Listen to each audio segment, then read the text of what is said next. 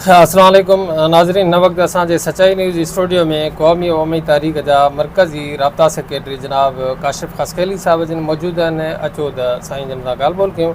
साईं काशिफ़ साहब, तव्हां हिन वक़्तु कराची खां हिते आयल आहियो मदीजी में। कल्ह तव्हां शिकारपुर में जेको हिकिड़ो मासूम निगर अगवा थियो हुयो, उन सिलसिले में जेको लॻल धरणो हुयो, उन में बि तव्हांजी शिरकत थी हुई। त महिरबानी करे मुख़्तसरन तव्हां पंहिंजे दौरे जे हवाले खां बि थोरो नाज़रीन खे आगाही ॾियो ऐं उन सां गॾोगॾु जेको कल्ह शिकारपुर में तव्हां धरणे जे दौरान बदअमनी जे हवाले सां उन्हनि जे मासूम नीगर जे वालदेन सां मिलण खां पोइ जेके तव्हांजूं फीलिंग्स आहिनि उहे बि तव्हां थोरो आगाही ॾिजो। हमेशह जीअं ईअं थींदो आहे त दौरा थींदा आहिनि तंज़ीमुनि जा, पोइ मुख़्तलिफ़ ज़िलनि में वञणु थींदो आहे। ऐं हिन वारे पंहिंजे तंज़ीमी दोस्तनि सां गॾु, साथियुनि सां गॾु उत्तर वारे पासे अचणु थियो, जेको निजी माना हिकिड़ो दौरो चइजे, जंहिंखे पंहिंजे साथियुनि सां मुलाक़ात, मेल मुलाक़ात वारो जेको दौरो चइजे, उहो थियो आहे। ऐं उन दौरान सियासी माण्हू आहियूं, सम्झूं पिया त असांजो फ़र्ज़ु आहे त हिकिड़ी शइ नाजाइज़ी थिए पई। ऐं जॾहिं असीं कल्ह सखर वारे पासे हुआसीं ऐं सोशल मीडिया ते ॾिठोसीं, असांजा साथी जेके आहिनि उहे धरणे ते वेठा आहिनि, क़ौमी अवामी तहरीक शिकारपुर जा जेके दोस्त आहिनि, साथी आहिनि, उहे हिकिड़े अनस थईम जे जेको सो अगवा जे मामले ते धरणे में मौजूदु आहिनि। असीं उन सां राब्तो कयोसीं त धरणो किथे लॻल आहे, हुन बाईपास ते लॻल आहे, मौजूदु आहियूं, अचूं पिया। त असीं हुन धरणे में शिरकत कईसीं। जॾहिं धरणे में शिरकत कईसीं ऐं वारसनि सां मुलाक़ात कईसीं, ख़ुशूसन जेको उनजो चाचो हुयो आसिफ़ थईम साहब, उन सां मिलियासीं ऐं उन खां हाल ओरियासीं त अनस थईम खे कहिड़े जेको सो ॾोह में खणी विया आहिनि, अनस थईम छा कंदो, कीअं हो। त ख़बर पई त अनस थईम नंढड़ो मासूम आहे, 3 सालनि जी उमिरि आहे। 3 सालनि जी उमिरि में जेको सो उनखे माना अगवा करे विया आहिनि। अफ़सोस जहिड़ी ॻाल्हि आहे त ॿुधंदा हुआसीं त माना माण्हू वॾा वॾा अगवा थींदा आहिनि ऐं उनखे वॾी उमिरि में माण्हू खणी ईंदा आहिनि, मगर अफ़सोस जहिड़ी ॻाल्हि आहे त 3 सालनि जे मासूम ॿार खे जेको सो अगवा कयो वियो आहे ऐं उन जेका CCTV कैमरा में नज़र पियो अचे त उनखे कीअं यरगमाल करे कीअं जेको सो खंभे था वञनि। अफ़सोस। ऐं उन लाइ क़ौमी अवामी तहरीक सम्झूं पिया त हीउ शिकारपुर न पर सॼी सिंध जो मसइलो आहे। अगवा बराए तावान जेको थिए पियो, मदेजी, शिकारपुर, सखर, घोटकी, जैकमाबाद, कंदकोट, इन्हनि खे जेको सो माना धाड़ेलनि जे जेको सो रुख चाढ़ियो वियो आहे। ऐं इहा सोची सम्झी जेका साज़िश कई पई वञे सिंधी माण्हुनि सां, कारोबारी माण्हुनि सां। अच्छा, त हाणे हिन वक़्तु जेको आहे टियों मुंहिंजे ख़्याल में हिकिड़ो अफ़सोसनाक वाक़ियो पेश आयो आहे। अवां उते मौजूदु हुजो, पुलिस इंतिज़ामिया हुई, सियासी असांजा हितां जा नोटेबल माण्हू हुया, वारिस हुया, शहरी हुया, त अवां उन पूरे सुनहरे खे ॾिसण खां पोइ तव्हां छा था महसूसु कयो त हिन में कहिड़ा किरदार मुलविस आहिनि ऐं छो इन क़िस्म जा वाक़िया पेश थियनि? तमामु हिकिड़ो अहम सुवालु आहे तव्हांजो इहो। असुल में ख़बर थो छा आहे, इहो टियों वाक़ियो कोन्हे, इहो अहिड़ा खोड़ सारा वाक़िया आहिनि, मगर चौथो वाक़ियो बि असांखे उते हिकिड़ी ख़बर पई त रोहित कुमार जेको छोकिरो हिकिड़ो ओड हुयो, उनखे 2 ॾींहं पहिरियां बेदर्दी सां क़तलु कयो वियो आहे। उहो मासूम छोकिरो, उन मासूम छा कंहिंजो बिगाड़ियो हूंदो ऐं सो बि ओड छोकिरो। रोहित सां जेको सो माना उनजा कातिल जेके हींअर ताईं गिरफ़्तार न थी सघिया आहिनि। SSP शिकारपुर ऐं DIG लाड़काणो सखर, इहे जेके नाकाम थी चुका आहिनि। माना नंढड़े मासूमनि खे जेको सो अगवा करे उनखे क़तलु कयो पियो वञे। ऐं उते हिकिड़ी धरणे में हिकिड़ी ॿी शइ नज़र आई त जिन जा मासूम ॿार ऐं जिन जा मर्द जेके आहिनि हज़रात, उहे अगवा थी वेंदा हुया ऐं उनजी बाज़ियाबी जे लाइ जॾहिं इतिहाद ठहिया, जेके शहरी इतिहाद, समाजी माण्हू, सियासी मज़हबी तंज़ीमूं जेके उन सां गॾु बीठा उन वक़्त में, ऐं जिन जा वरी वारिस मोटी आया अगवा थियण खां पोइ, त उन जेके माण्हू जेके मोटी आया, जंहिंसां गॾु समाजी माण्हू गॾु बीठा हुआ, उहे माण्हू धरणे में नज़र कोन आया। धरणे में समाजी माण्हू जेको वॾे तइदाद में नज़र अचणु खपंदो उहो कोन, चंद हिकिड़ा माण्हू हुया। ऐं ईअं सम्झूं पिया त माना हिकिड़े कंहिं क़बीले या हिकिड़े कंहिं मक़्ते फ़िक्र जो जेको मसइलो आहे, सॼे कंहिं शहर जो मसइलो आहे, सॼे कंहिं खिते जो मसइलो कोन्हे। इन जे करे आम माण्हू खे सम्झणु खपे त अॼु जेको सो अनस थईम अगवा थियो आहे, सुभाणे असां जेको राजा, असां जेको काशिफ़, असां जेको फ़हीम, असां जेको ज़हीर अगवा थी सघे थो। इन जे करे असांखे मैदान ते अचणु खपे, असांखे माण्हुनि जो जेको सो ॿाहुनि जो बल थियणु खपे। अच्छा काशिफ़ साहब, माज़ी में या हिन वक़्तु जेको असां माज़ी में तंज़ीमुनि जो जेको किरदारु असां ॾिसंदा हुआसीं, त उन में तंज़ीमूं अगरि कंहिं क़िस्म जो को टास्क खणंदियूं हुयूं, कंहिंजे हवाले सां कंहिंसां हमदर्दी कंदियूं, कंहिंसां को मसइलो थींदो त उनखे पाए तकमील ताईं मसइले खे पहुचाईंदियूं ऐं पाए तकमील ताईं पहुचाइणु माना हू पंहिंजो मिशन सम्झंदा। हिन वक़्तु जेके असां वटि जेके तंज़ीमूं आहिनि मुख़्तलिफ़, उहे मुतासिरीन ॾे वञी इज़ारे हमदर्दी करे ख़ाली ऐं पोइ वापसि हलिया था वञनि। इन सां मुंहिंजे ख़्याल में को ख़ासि को खड़तेल कोन थो निकिरे त अॼुकल्ह तनज़ीमूं इन क़िस्म जो रोल प्ले करण ते छो मजबूर थियूं आहिनि? ज़बरदस्त, तव्हांजो सुवाल तमामु ज़बरदस्त आहे। हाणे असल में हीअं आहे त अॻु में ऐं हाणोके दौर में थोरो थोरो फ़र्क़ु आहे। मसलन अॻु में जेके तनज़ीमी दोस्त, तनज़ीमी जा लीडर, सरबराह कंहिं वॾे इशूज़ ते कंहिं मज़लूम सां गॾु बीहंदा हुआ, त मज़लूम बि जेके हुन उहे उन तनज़ीम सां गॾु उनजी लाइन ते हलंदा हुआ। तव्हां मिसालनि खणो माई जिंदो जो। माई जिंदो पंहिंजे जेसीं ताईं पंहिंजे वारसनि जे कातिलनि खे केफ़रे किरदार ते न पुॼायो तेसीं ताईं सुखियो साह कोन। हाणे जेसीं ताईं अहिड़ा किरदार हूंदा त उन सां तनज़ीमूं बि गॾु बीहंदियूं, उन सां माण्हू बि गॾु बीहंदा, उन सां सोशल वर्कर, समाजी माण्हू सभु गॾु बीहंदा।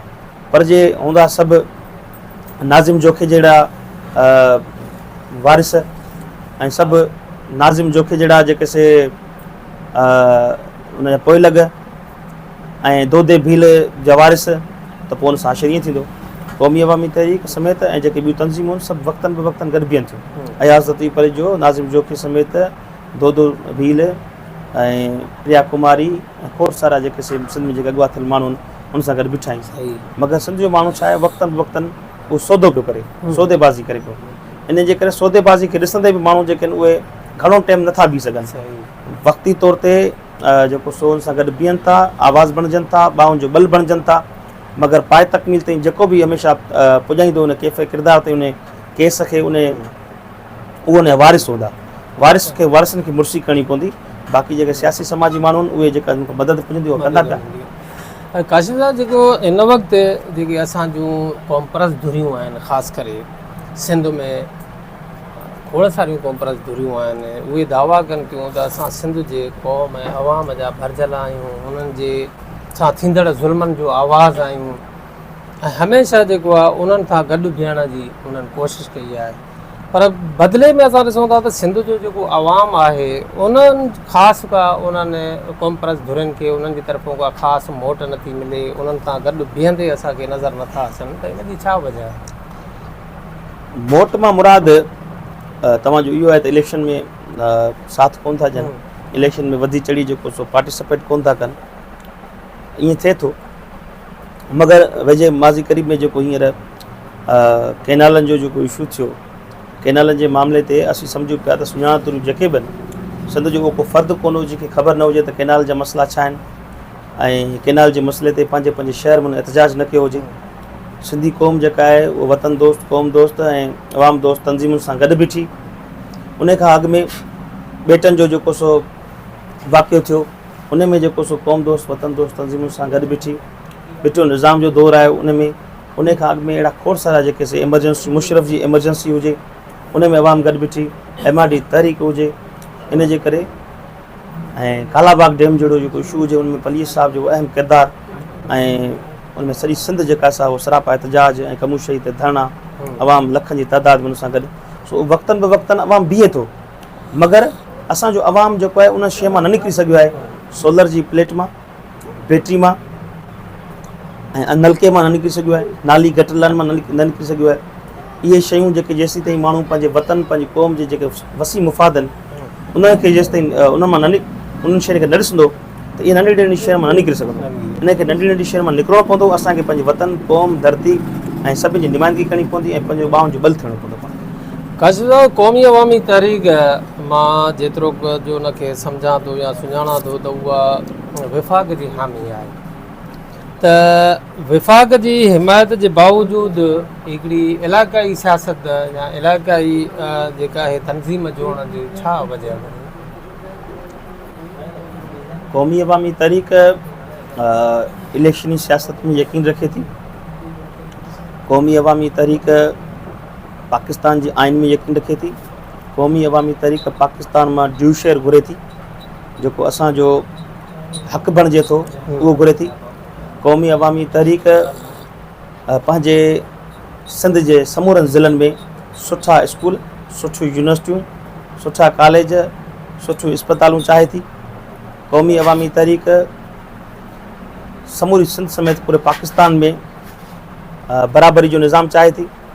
क़ौमी अवामी तहरीक चाहे थी त इदारनि में साफ़ शफ़ाफ़ बहितरीन ऐं बाकिरदार माण्हू जेके हुजनि क़ौमी अवामी तहरीक मेरिट चाहे थी, क़ौमी अवामी तहरीक शागिर्दनि जी आज़ादी चाहे थी, यूनिवर्सिटियुनि में आज़ादी चाहे थी, तालीम ते आज़ादी चाहे थी, क़ौमी अवामी तहरीक सुठा रोड, सुठियूं गलियूं, सुठा रस्ता, सुठो ड्रेनेज चाहे थी, क़ौमी अवामी तहरीक पंहिंजे इलाइक़नि में अमुन अमान चाहे थी, क़ौमी अवामी तहरीक सम्झे थी त इन्हनि सभिनी शयुनि ते इलेक्शन ई आहे जंहिंखे इलेक्शन जे ज़रिए तब्दील करे सघिजे थो, पंहिंजे माण्हुनि खे सोच सम्झ अकुल ऐं ॾाप ॾिजे ऐं वधी चढ़ी जेको सो हिसो वठनि ऐं पंहिंजे सुठनि बहितरीन नुमाइंदनि खे अॻिते आणनि ऐं उहे पंहिंजे मुल्क ऐं पंहिंजे वतन जी हिफ़ाज़त करे सघनि।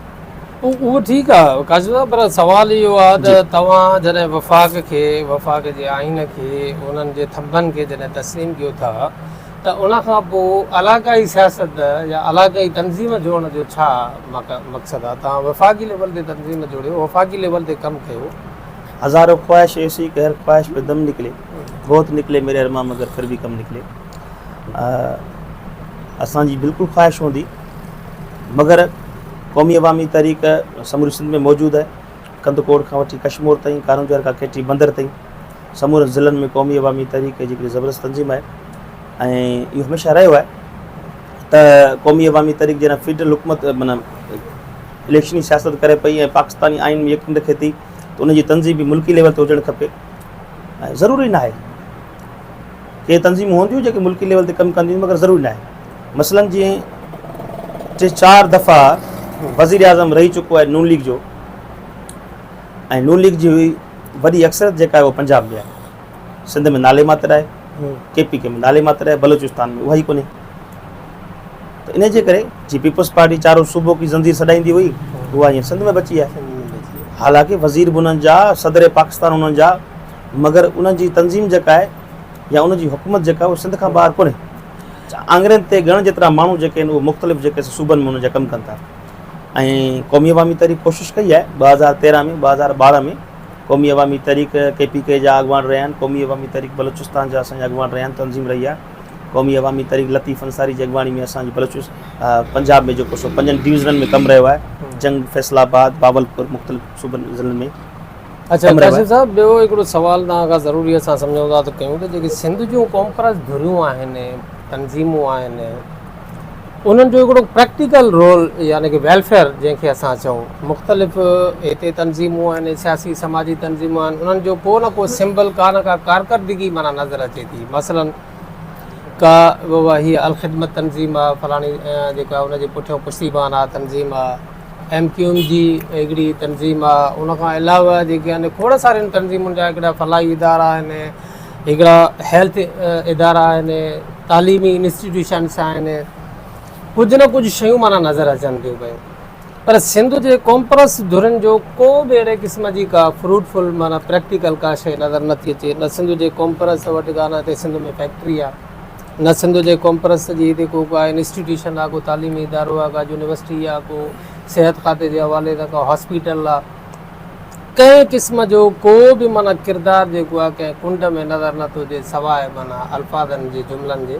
त तव्हां उनखे कहिड़े नज़र सां ॾिसो था? तमामु अहम सुवाल आहे। मां सम्झां थो 1969 खां वठी जॾहिं अवामी तहरीक जो क़ौमी अवामी तहरीक जो वजूद पियो पलीर साहब जी अॻुवाणी में, त असीं हमेशह ख़ासूसन आऊं पंहिंजी पार्टी नुमाइंदगी कंदुसि त हमेशह असीं हालत जंग में रहिया आहियूं। उहो को साल न गुज़रियो हूंदो जंहिंमें असीं सुख जो को साह खणी चयो हुजे त हाणे असीं अहिड़ो को इदारो खोलियूं जिथे असीं पंहिंजे माण्हुनि जी सिलाई मशीनूं हुजनि, असांखे काई नंढी फैक्ट्री लॻाए सघूं, असांखे पंहिंजे माण्हुनि जी जेको सो रोज़गार जेको हिनखे मुहैया करे सघूं, असां को हिकिड़ो अहिड़ो इदारो खोलियूं जंहिंमें माण्हुनि खे सोच सम्झ ऐं पढ़ ऐं तालीम ऐं कुझु ॾेई सघूं, जीअं तव्हां ॿिनि इदारनि जी ॻणप कराई। त इन जे करे असीं सम्झूं था त असांखे उहो स्पेस ई न ॾिनो वियो आहे। असांखे सॼी सिंध ते मुख़्तलिफ़ वक़्तनि ब वक़्तनि जेका हुकूमत आई आहे उहा ज़िया जे दौर में हुजे, ज़ुल्फ़कार भुट्टे जे दौर में हुजे, बेनज़ीर नवाज़ शरीफ़ ऐं MQM ऐं मुशरफ़ जे दौर में हुजे, त उन्हनि असांखे ऐं ख़ुशूसन सॼी सिंध में ॿिनि सॼी जमायतुनि खे सॼी सिंध में अहिड़ा हालात पैदा करे ऐं हिकिड़ो अफ़रा तफ़री वारो माहौल पैदा करे अहिड़े तरह वठी विया आहिनि त जीअं असां माण्हू सिंध जो माण्हू ॿियो को अहिड़ी सोच रखी न सघे, न को तालीम जी सोच रखे सघे, न को ज़मीन जी सोच रखे सघे, न को मथे ये सोचे त असीं जा वॾा के असांजा तालीमी इदारनि में को असांजा शागिर्द पढ़ी करे के ॿाहिरि मुल्क में वॾी के नुमाइंदगी कंदा। असांखे मफ़लूज कयो वियो आहे। शुरू खां वठी असीं सम्झूं था त सिंधी माण्हू खे ऐं ख़ासि करे सिंध जे वसीलनि ते जेको धाड़े ऐं फुरलुटी वारी जेका रांदि खेॾी पई वञे, इन में सॼो सिंध जो माण्हू जेको आहे मफ़लूज थियो आहे। इन जे करे कोई इदारो अहिड़ो क़ाइमु न थी सघियो आहे ऐं न ई पंहिंजे माण्हुनि जी का वॾी परगोर लही सघिया आहिनि। छो जो हींअर तव्हां सम्झो त हींअर बि जेको केनालनि जो मसइलो हले पियो या जेका हीअं कारपोरेट फार्मिंग जो जेको मसइलो हले पियो, हाणे मूंखे ॿुधायो त असीं अहिड़े दौर में गटर लाइन जे लाइ सोचूं या आम हेठि सतह ते कारकुन या तंज़ीम जी सोचूं या मथी लेवल ते असीं कारपोरेट फार्मिंग ऐं केनालनि ते जदोजहद कयूं। त इन जे करे सम्झूं था त अहिड़ो को साल या अहिड़ो को महीनो न गुज़रियो आहे जिते असांखे कंहिं न कंहिं शइ में जकड़ियो न वियो हुजे ऐं असीं पंहिंजी ज़िमेदारी बि सम्झूं था। असां पंहिंजे वतन ऐं पंहिंजे क़ौम पंहिंजी धरती जी हिफ़ाज़त करण जी पंहिंजी ज़िमेदारी बि सम्झूं था, इन करे अॻु बरायूं सभिनी खां। महिरबानी तव्हांजी वॾी। नाज़रीन ही तव्हां जेके ख़्यालात ॿुधा ही काशिफ़ ख़ासख़ैली जेके क़ौमी अवामी तारीख़ जा मरकज़ी राब्ता सेक्रेटरी हुया। ऐं मेज़बान कमांडो पवण खे ॾींदा इजाज़त। अल्लाह हाफ़िज़। महिरबानी।